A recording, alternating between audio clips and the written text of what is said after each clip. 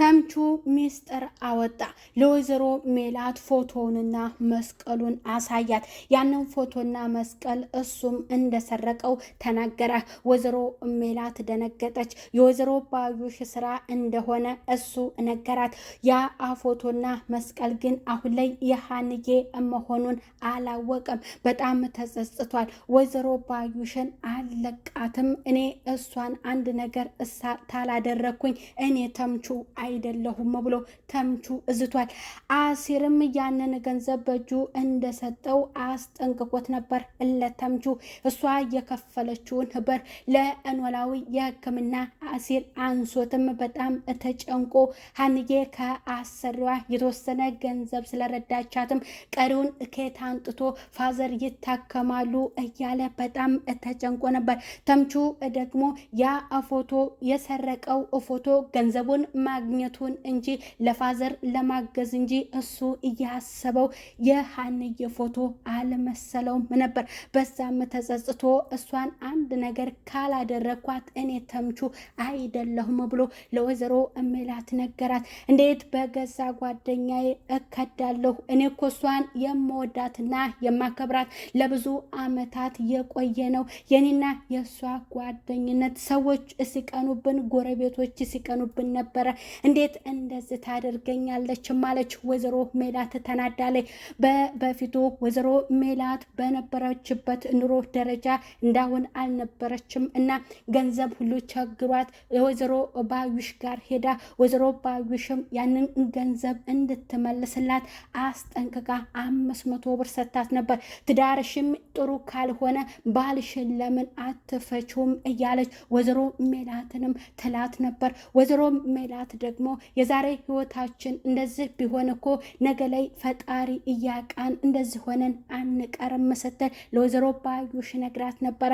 እሷ ግን የቅናትነቷ ከበፊትም እንደነበረ በኑሯቸውና እሷ በምትኖረው ህይወት የምትቀና ነበረች። በጣም ተናዳ እንዴት እንደዚህ ታደርገኛለች ብላ ባዩሽ እንደዚህ የፈጸመችባት በጣም ተናዳለች። የገዛ ልጇን ደግሞ እንዴት እንዳመነጫጨቀቻትና እንዴትስ እንደዛ ሰው ፊት እንዳዋረደቻት ቤት ድረስ መታ ልጅሽ ነኝ ባለቻት ውጤቱ ባልተረጋገጠ ከእሷ ጎን ሆና ሀሴት ልጄ ነሽ ብላ አምና የተቀበለቻት ወይዘሮ ሜላት በጣም ጸጽቷታል። ሀንዬ ምንም ቢፈጠር እኔ ከአባቴ ጎን ነኝ፣ ከልጅነት ጀምሮ ያሳደገኝ አክሱም ጽዮን አግኝቶኝ እስካሁን ድረስ እንደ አባት እንደ ቤተሰብ አድርጎ ያሳደገኝ እሱ ነው ብላ ሀና ተናግራ ነበረ። እንደ ወንድም እንደ እህት እንደ እናትም እንደ አባት እንደ ቤተሰብ ሆኖ ያኖረኝ አባዬ ነው፣ ምንም ቢፈጠርም ከሱ ጎን ነኝ ብላ ነበር። እውነቱ ቢታወቅም ባይታወቅም ለሀንዬ ምንም ማለትም አይደለም። ወይዘሮ ሜላት ግን እንደዛ ያመነጫጨቀቻትና የወይዘሮ ባዩሽ ስራዎች በጣም ይገርማሉ። ባዩሽ በጣም መጥፎና ለጓደኛዋ የማትረባ ጓደኝነቷን የካደች የጓደኛዋን እድገት የማትፈልግ ጓደኛ ናት። ወይዘሮ ሜላት በጣም ተጸጽታለች በሀንዬ ጉዳይ። ሰላም ጤና ይስጥልኝ ውድ የተከበራችሁ የዚህ ዩቲዩብ ቻናል ተከታይ የሆናችሁ ቤተሰብ በሙሉ በያላችሁበት ሰላማችሁ በዘት ተተረፍረፍ ይበል። ኖላዊ ድራማ የወይዘሮ ባዩሽ ክፋቶች በተምቹ ተጋልጦባታል። ለወይዘሮ ሜላት አሳልፎ ፎቶዋንና መስቀሉን ሰጥቶባታል። እውነቱን ተናግሮባታል። ወይዘሮ ባዩሽ አሁን ላይ እውነቱ ወጥቶባታል። የሀሴትም የውሸት ልጅ ነኝ ብላ እዛ ቤት ገብታ ሀናን ስታመነጫጭቃትና ወይዘሮ ሜላት ጎን ሆና እሷም እየሳቀች ያችን ልጅ ግን በጣም እንደበደሏት ነበር። ሀንዬ ምንም ቢፈጠር ምንም ለእኔ ምንም አይደለም ብላ ለወይዘሮ ሜላትም ተናግራለች። በምንም የማትቀይራቸውና በምንም የማትተካቸው አባቷ ኖላዊን መቼም ቢሆን የማትነጠል እንደሆነም ተናግራለች። በውጤቱም ስትናገር ወይዘሮ ሜላት እሷ በጣም ገርሟት በአባቷ በኩል ለሕክምና እንደቸገራትና ገንዘብ ለመውሰድ መስሏት በጣም ተቀይራባት ነበር። ከበፊቱ ላይ የነበራት አስተሳሰብና አስተያየት አሁን ላይ በጣም ተቀይሮባታል።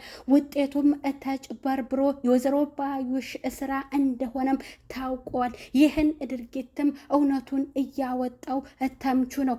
ሀሴትም ብትሆንም እውነቱ ሲወጣባት ከዚህ ቤት ውልቅ ውርደቷን መሸከም ከወይዘሮ ባዩሽ ጋር ምናሴም ከሀንዬ ጎን ነው። ሰላምዬም ምንም ቢፈጠር ሀንዬ ምርመራው እንኳን ትክክል ባይሆን እኔ እህቴ ነሽ ከጎንሽ መቼም ቢሆን አልለይም ስትል ለሀንዬ ነግራት ነበረ። ወይዘሮ አስቴርም የወይዘሮ ሜላት እናትም ይችል ከዚህ ቤት ተወጣች የኔና የአንቺ እናትና ልጅነት ያበቃለታል ብለው ለወይዘሮ ሜላት አስጠንቅቀዋት ነበረ። የድፍረቷ ድፍረት አቶ መስፍን እዛም ቤትም እንደሆነ ስትገባ ወይዘሮ ባዩሽ ስራዋ ስላለባት እሱን ስታየው ተርበትብታ ነበር።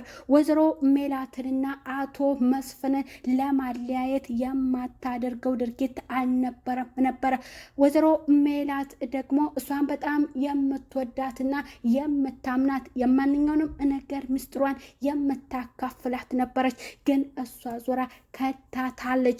ሀና አሁን ላይ ነፃ ትወጣና ከኖላዊ ጎን ነው የምትሆነው። ውጤቱ መጣም አልመጣም ትክክል ሆነም አልሆነም ከኖላዊ መለየት አትፈልግም። እኔ ወላጅሽ እንኳን አይደለሁም ብለው ኖላዊ ለሀንዬ እንደነገሯትም እሷ ደግሞ እባክህ ከኔ ለመራቅ ፈልገህ ነው እንጂ እኔ ካንተ ሌላ ቤተሰብ የለኝም አባዬ፣ ምንም ቢፈጠር ምንም እኔ ካንተ ጋር ነው የምሆነው። ቤተሰቦቼ ቢገኙም ባይገኙም እኔ ካንተ ሌላ ቤተሰብ የለኝም ብላ ለኖላዊ ነግራቸው ነበር። ኖላዊም በአሁኑ ውጤት ላይ እሷ በጣም ተጨንቃ እሳቸው ምን ሆናብኝ ነው ልጄ በእኔ እኮ አትጨክንም ነበረ ጠፋችብኝ ብለው ለአሲር ነግረውት ነበር። አሲርም ምስጢር ስለነገረችው ምስጢሩን ጠብቆ እሱ ለሷ ደውሎ ፋዘር በጣም ተጨንቋል ብሎ ለሀንዬ ነግሯት ነበረ።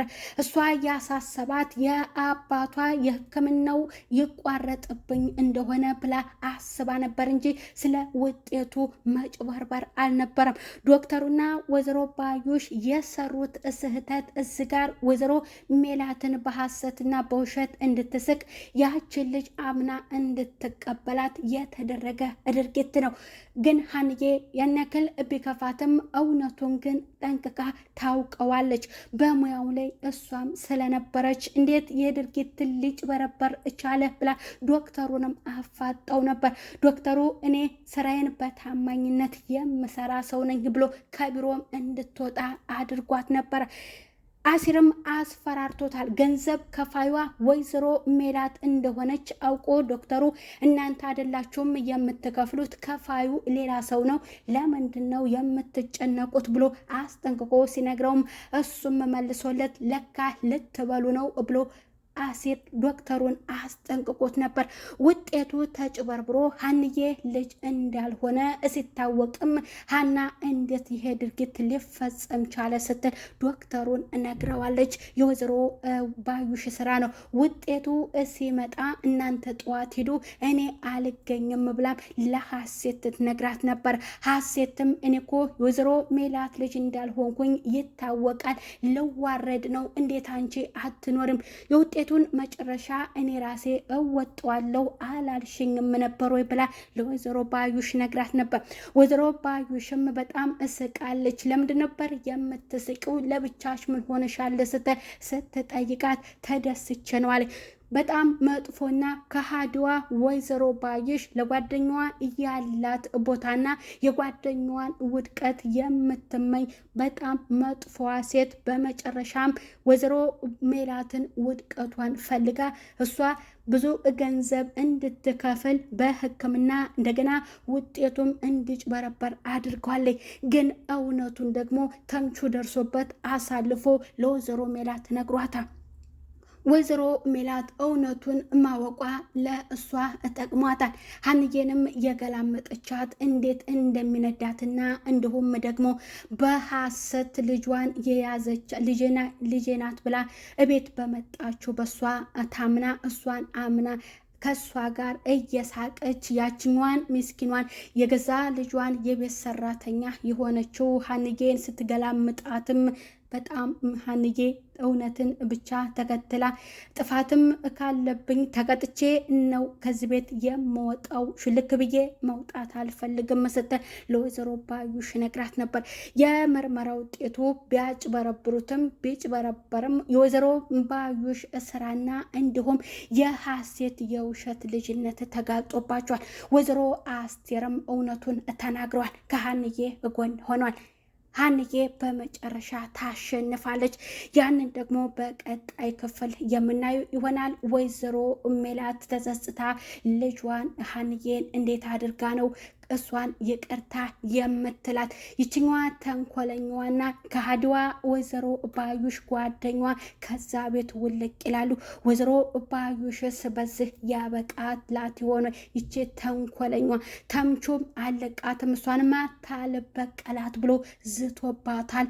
አሲርም አይለቃትም፣ ሰላምም አትለቃትም። አሁን ላይ እንደዚያ ውጤቱን ብታጭበረብረውም መጨረሻ ላይ ወይዘሮ ባዩሽና ያቺ ውሸታማ ከቤት ውልቅ ይላሉ።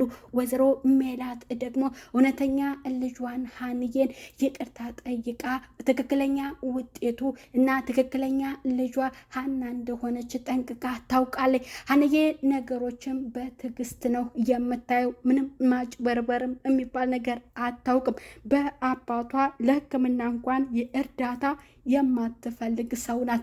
በአባቴ ጉዳይ የማንንም እርዳታ አልፈልግም የምትል ጠንካራ፣ ከሷም አልፎ አሲር በእነሱ እንደተለወጠና እናንተ ጠንክራችሁ እኔንም የምታጠነክሩኝ አንቺና አባትሽ ናቸው ብሎ ለሀንዬ ነግሯት ነበር።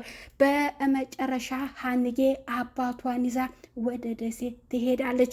ኖላዊ ከልጅነት ጀምረው ያሳደጓት ከአክሱም ጽዮን ያገኟት ልዩ ስጦታቸው ሀንዬ ናት። ኑሯቸው ከሷ ጋር ነው። ቀጣዩን ክፍል